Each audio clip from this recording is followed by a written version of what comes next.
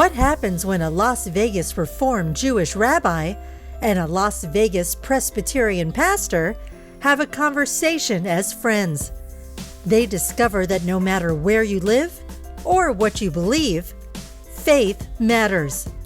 In this episode of Faith Matters, Rabbi Sanford Akselrad from Congregation near Tamid and Reverend Adrian from Green Valley Presbyterian Church talk about the joys and oys of Christmas and Hanukkah, what they love, what they don't understand, and how these holidays bring their faithful together.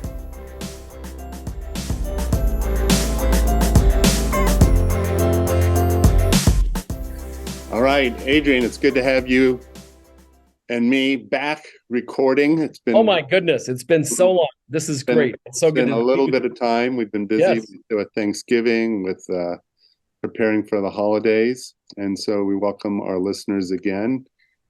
Speaking of holidays, so for the Jews, it's Hanukkah. For the Christians, of course, it's Christmas, and we always get all kinds of questions about Hanukkah from people who aren't Jewish, and maybe even some who are Jewish, about when it falls and what its meaning is.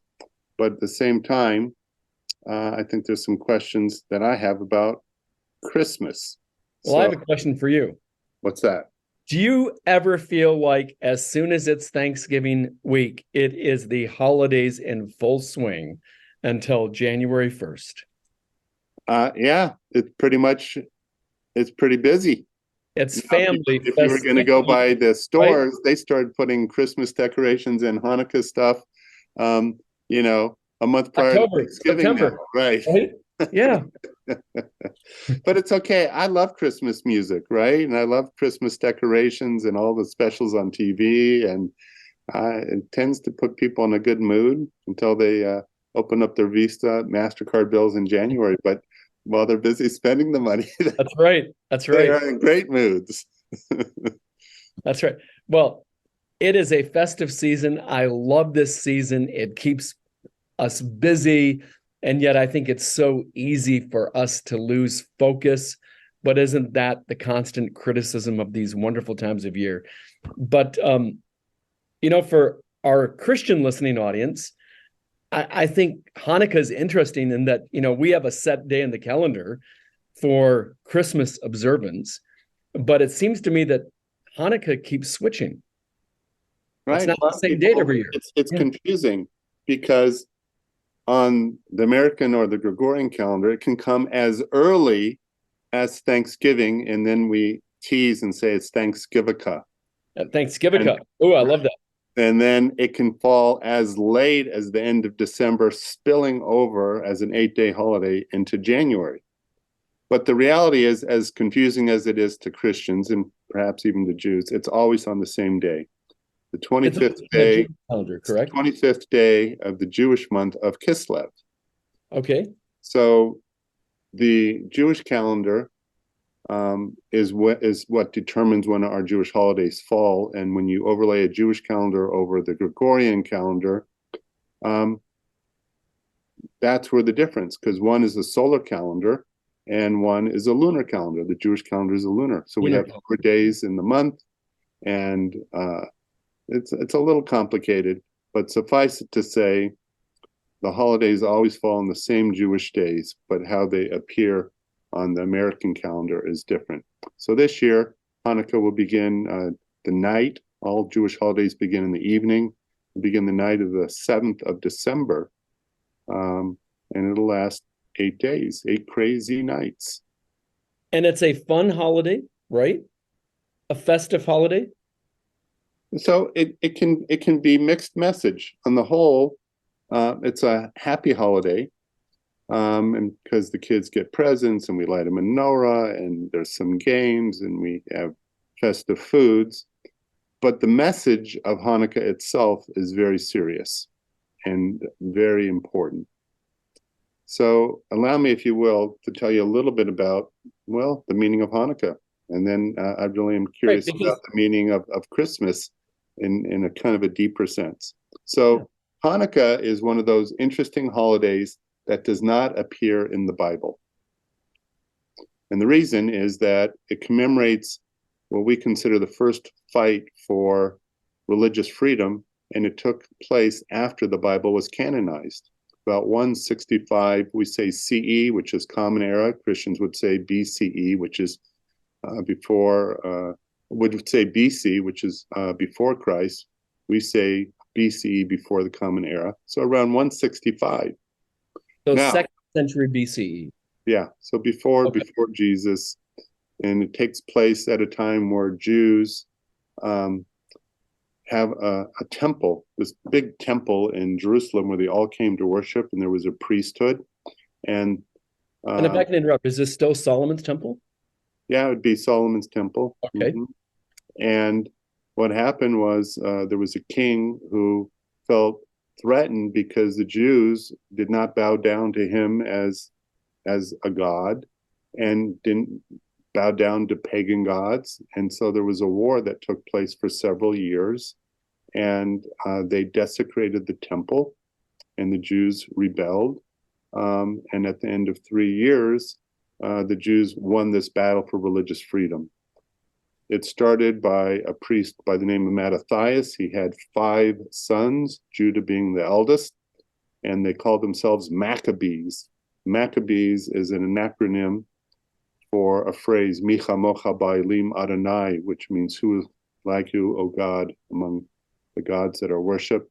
But Maccabees is a Hebrew word meaning hammer. So they would fight like the force of a hammer. And so Judah became the leader of this guerrilla warfare, and it's the small versus the mighty. And that's what this holiday commemorates. And it's not found in the Bible. And later on in history, the Talmud says in Aramaic, my Chanukah, what is this Hanukkah?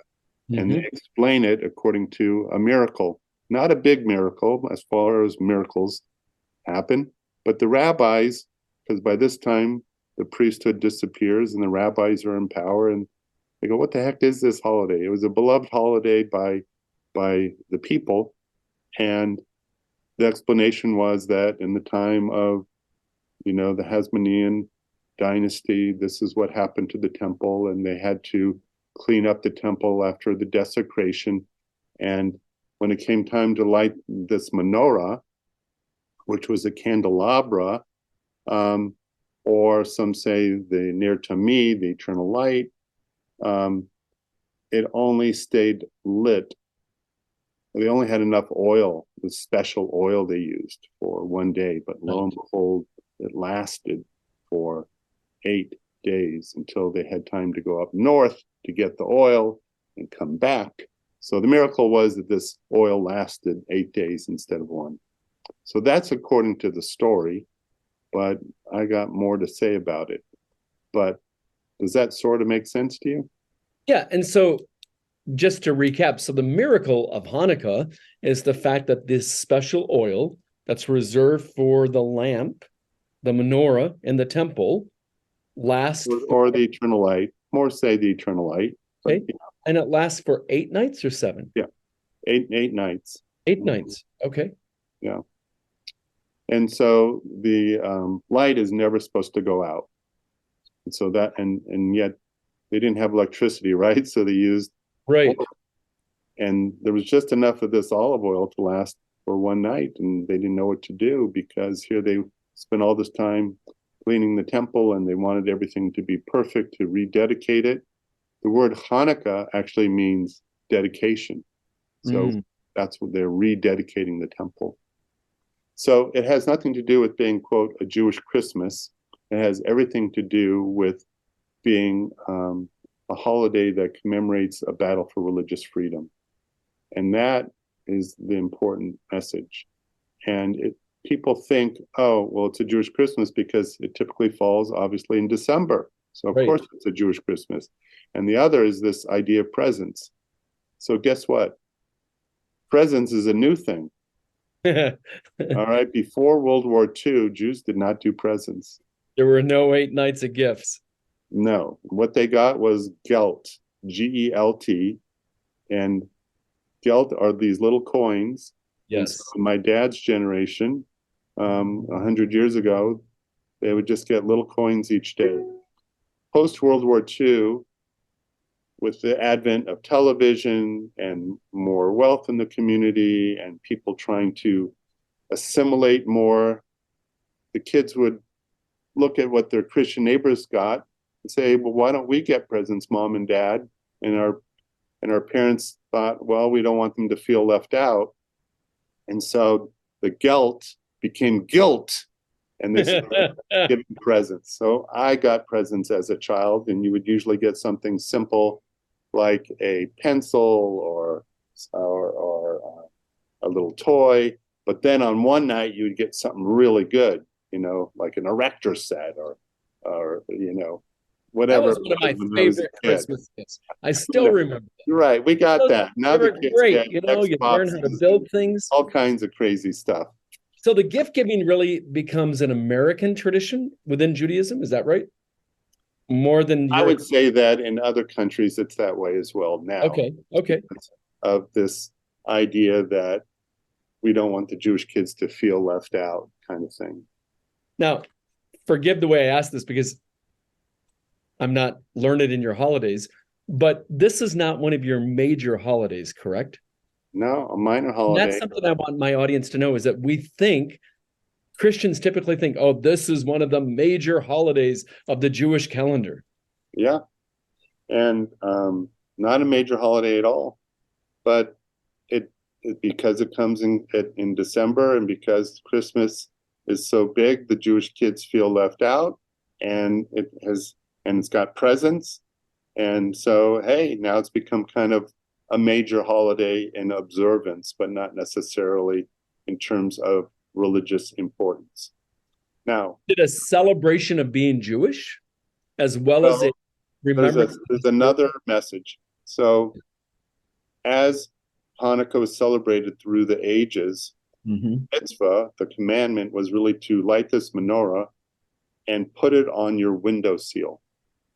And that's called Pirsum mitzvah, to publicize the mitzvah as a sign of pride. So if you go in Europe, the Jewish ghettos, they would have a place for the menorah, and they could place it right there. But what happened was, with persecution, and we can almost relate to today with the rise of anti-Semitism, Jews felt they didn't want to broadcast their Jewishness because they could be attacked for being Jewish, and they brought the symbol of the menorah inside. And by the way, the word menorah means candelabra. What is distinct about the Jewish menorah for Hanukkah is that it has 8 branches, one for each night, and then an extra one called a shamus, the helper candle. And so the first night you light the shamus, and then 1 candle for the first night. And then the next day you light the shamus and 2 candles for the second night. And so is the shamus the middle candle? Pardon me? Is the shamus the center candle? It could be. It depends on the construction of the menorah. There's so many different designs. Okay. But it's the tallest of all the candles. So you would have 9 candles on a Hanukkah menorah. Is that correct? Correct. Right. But how do I say it? But a typical menorah might have 7. It had 7. The one in the temple that's mentioned in the Bible had 7. Okay. That is the iconic menorah that was in the temple itself. So the Hanukkah menorah is distinguished because of the 8 days of the miracle plus the helper. Right. So the word menorah simply means candelabra. But the special candelabra for Hanukkah is called a Chanukah. So it actually has its own name. So probably more information than you realized. How about that? It's beautiful. Now, is it Chanukah or is it Hanukkah? Chanukah, yeah. So my question is, why do we sometimes see it spelled CH and sometimes we see it spelled H? I really want, what's the right way for me to spell it? What is the right way? The right way is to spell it in Hebrew. Right? And it begins with Chai? It begins with a chet. Okay, a chet. No similar sound in English. So the chet, which is a guttural sound, we approximate with a C and an H.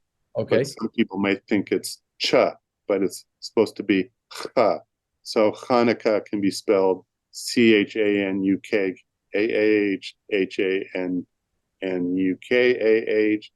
The only correct way is going to be in Hebrew. The rest is approximation. So I read this fascinating thing online that Sephardic Jews prefer it spelled one way, Ashkenazi Jews preferred it spelled another way. that I've never heard of. Which one is which? No. Well, it's the same in Hebrew, right? But right. How you transliterate it, I don't know. That's just up to the people. The main thing is to be consistent. If you're writing a letter, an essay, spell it the same way throughout. So if you get a Hanukkah card and it's spelled CH, you're cool. It's fine. I won't think it's Chanukah. That's good. Now, you know what's interesting for me but I got to ask you about Christmas, all right? Because otherwise we'll have to do a two-parter. Yeah. I'm going to say this. First of all, who doesn't love Christmas, right? And you got the tree, and you have the presents, and you have the music, all of these wonderful things.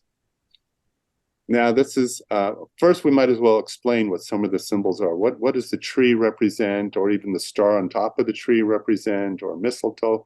What are some of the symbols of Christmas itself? This is a great question. And I think what's fascinating is that there is this sacred celebration of Christmas, and there is this secular celebration of Christmas, and that the two really merged into this one big holiday, if you will. So much of what you see in the public marketplace, in homes, much of this has really been placed on the Christian observance of the Nativity. The Nativity meaning the birth of Christ, the birth of Jesus. So the tree, for example, let's take the tree. You asked about that. I'm not a historian, but my understanding is this comes to us from Northern Europe, Germanic countries, and it was very common to decorate a tree. Now, if we go back in history, how does the tree become popularized? It really becomes popularized during the reign of Queen Victoria, when her husband, Prince Albert, who was from Germany, I believe Battenberg, that he introduces a Christmas tree. There's a picture of this, a drawing, and suddenly the Christmas tree becomes something that people in Britain want to do, and subsequently in America. But there's absolutely I heard that the tree was evergreen, representing, the everlasting life of Christ. No? That's the message that we've placed on it. So we have these, and I'm sure there's syncretism as well within maybe some Jewish holidays. And so we've taken these ancient traditions, and the church said, we're not going to take all these away from you, but we're going to place a new meaning on it. So are you saying some of these customs were pagan in origin? Some of them were pagan in origin, right? So some of these, the Christmas tree, for example, my father grew up in a home, very strict Dutch Reformed, Dutch immigrants, really like that Puritan Protestant ethic. They were not even allowed to celebrate Christmas because they saw Christmas, like the Puritans who came to this country, they saw Christmas as a pagan holiday. Wow. Pagan holiday. Yeah. So how did they celebrate the birth of the Christ, of Jesus? There was really no celebration of it at all. There might have been a church service, but so what my job, and I think it's a tension that we have as pastors, and maybe you feel this way too as a rabbi with Hanukkah, is sort of like, okay, there's all this fun stuff going on out there in the society and the culture, and yet I want to get back when we're here together on Sundays or when we're here midweek for our Christmas special services and concerts. Let's kind of focus on what is the message of Christmas? What is the historical event that we're celebrating? What is the message? So the celebration is the birth of Jesus Christ, who we believe is God incarnate. And so we believe that in Jesus Christ, God came to this earth and gave us what we could never give ourselves, and that is a Savior who would take away our sins. So that's really the central message of Christmas. That's why we celebrate the birth of this child. The date You may Let's- find this fascinating. Let's pretend Historically, so- wait a minute, hold on. So let's just pretend I was a Christian pastor for a moment. yes. I would be kind of upset that people have lost the message of Christmas, right? We do get upset, right? But I mean, but then, you're happy that people are happy and full of joy, and there's this, but it's kind of the commercialization of Christmas. Yes. But I don't want to be Scrooge about it. So is there that tension also? There's that tension as well. And I'm going to speak for our house. We love the festivities. We decorate the house, as I would think everyone in my congregation and my church does. But sometimes we just say, you know what, we're going to pull back a little bit because we don't want to get to Christmas week and be so exhausted, so tired from celebrating that we're not even ready to celebrate the big deal. For us, Christmas Eve is one of the most beautiful services of our calendar. And, our calendar really is shaped by Christmas and Easter. Those are the two big events in the Christian calendar. Your high holidays, your World Series of Prayer, right? Our World Series, yeah. So You're welcome to join us this year. We have, like, in September, October, right? We have the Right. Jewish holidays, and that's when we get, the biggest attendance, if you will. So would it be fair to say that in church, the attendance for Christmas is higher than normal, and people look forward to it, and your choir is on its toes? Yeah, the attendance starts to pick up in December. It starts to pick up. This is going to be an interesting year for us because, normally we have some nice full house Christmas Eve services. Christmas Eve is on a Sunday this year. So we still have our morning service at 10 a.m. I have a funny feeling that attendance is going to be spread out over multiple services. Do you have to do a special sermon for Christmas? I always think of The Bishop's Wife, one of my favorite movies, right? Where at the end of the movie, he and then the guardian angel have helped him. I always do a special sermon on Christmas Eve, and I can tell you that it's never written until like literally days before I give it thought the entire season. But wanting to just say, okay, for this moment, this night, let's stop and think and ponder. It's a candlelight service. It's reflective. It's meaningful. It's filled with music, as you mentioned, choir and instrumentalist and candles, and I think sometimes the music carries the message. This is on the eve, the 24th. The 24th. Mm-hmm. And Christmas Day, we're all home celebrating with family, including yourself, right? So you don't. Yes. Yeah. And that's, it's really, we get together. It is fascinating for me when you talk about Christmas. And I've had people, even in my own churches that I've served as a pastor, say, well, I'm not going to be in church on Christmas. I mean, that's about family. And I'm thinking, wait a minute. This is about the birth of the central figure in the religion that you adhere to. It's not about family. Family is a part of the Christmas traditions, but let's not lose sight of what it is that we're remembering. Wow. It's always a very special time of year. And can I add this? What I think is fascinating, and I was thinking about this, not in even thinking about this podcast, but isn't it interesting that we have these celebrations in the darkness of winter in which we celebrate light? Very, very nice observation. And this year, I am asking people in my circle to light a candle, even if they don't have a menorah, to light a candle at Hanukkah as a sign of solidarity, but also as a sign that we need the light and we need to be beacons of that light. And, we talk about this openly. We have different understandings, and yet our friendship is such that we work together and we celebrate each other's faith. And I think this is a year where I long for the Christian community to stand with the Jewish community and say, we celebrate the gift of light, the eternal light. Well, the other metaphor with light on the menorah is that we do have the shamas, which is the helper candle, and it lights the other. Mm. And it's the message of that I preach is that when one light lights another, neither is diminished. Mm.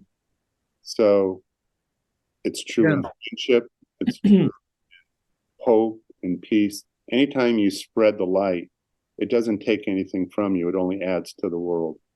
So I hope that the light of Hanukkah, as you say, burns especially bright this year as a sign not only of friendship, but of hope, of the fight that we had for our faith so long ago, is one that we tend to feel that we fight in every generation.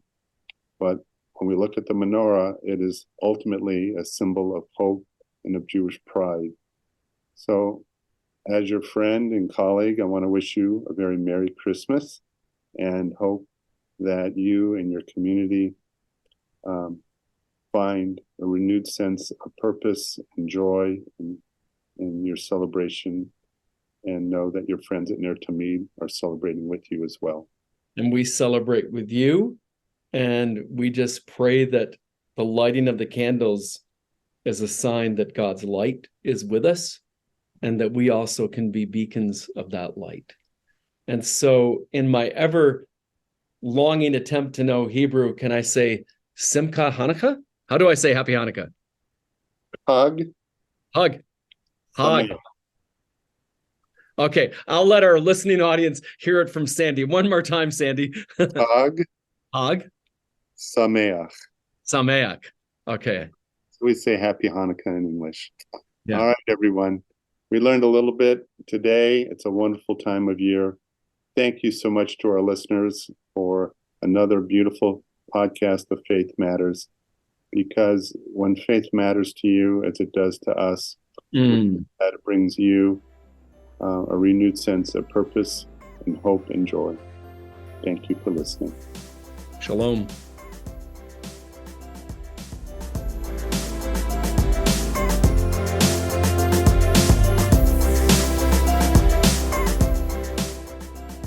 Faith Matters features Rabbi Sanford Akselrad from Congregation Ner Tamid and Reverend Adrian Dahl from Green Valley Presbyterian Church and is produced by Leslie Snadowsky. We hope you join us again for our next podcast episode of Faith Matters.